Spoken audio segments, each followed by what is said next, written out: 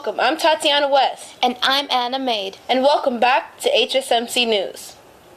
In international news, the United States is allied with the United Kingdom and France in an attempt to neutralize Syrian forces that were allegedly responsible for the chemical warfare attack against their own citizens.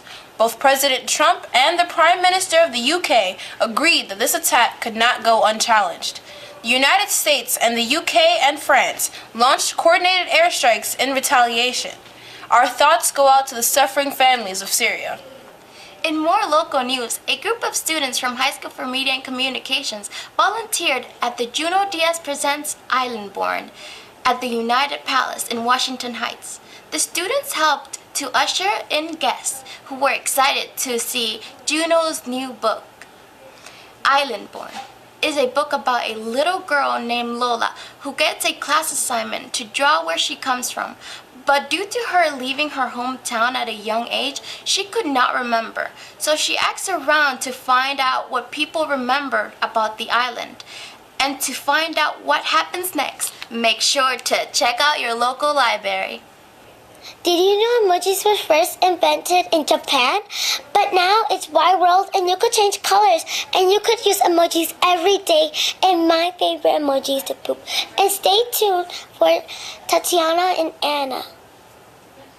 The George Washington campus, in a collaborative effort, is introducing a new academic vocabulary word each week.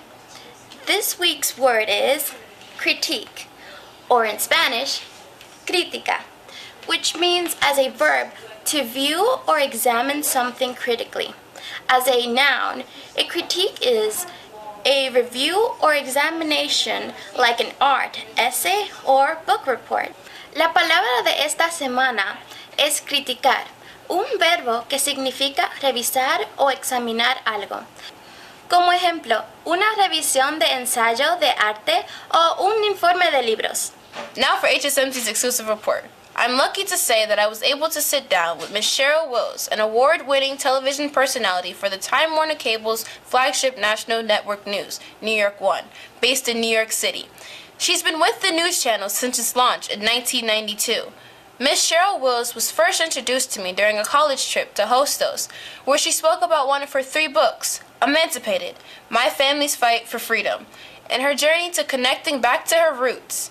As Ms. Wills spoke, she took us back in time to when she was a young girl sitting in her classes, writing about famous military men to whom she had no connection to, and wondering why.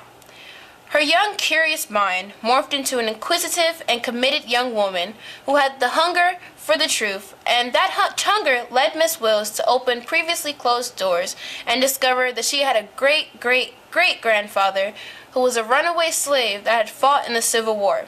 After finding out this piece of information, Miss Wills embarked on a mission to find out all she could about Grandpa Sandy Wills and the rest of her lineage. Thank you, Miss Wills, for the extraordinary opportunity and journey.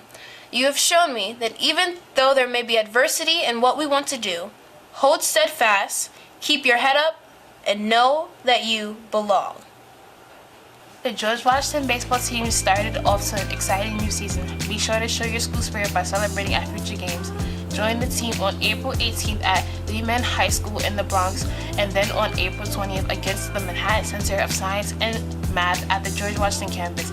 Let's go, Trojans.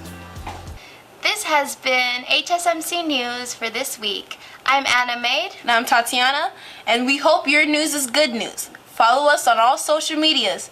Thanks for tuning in. Bye.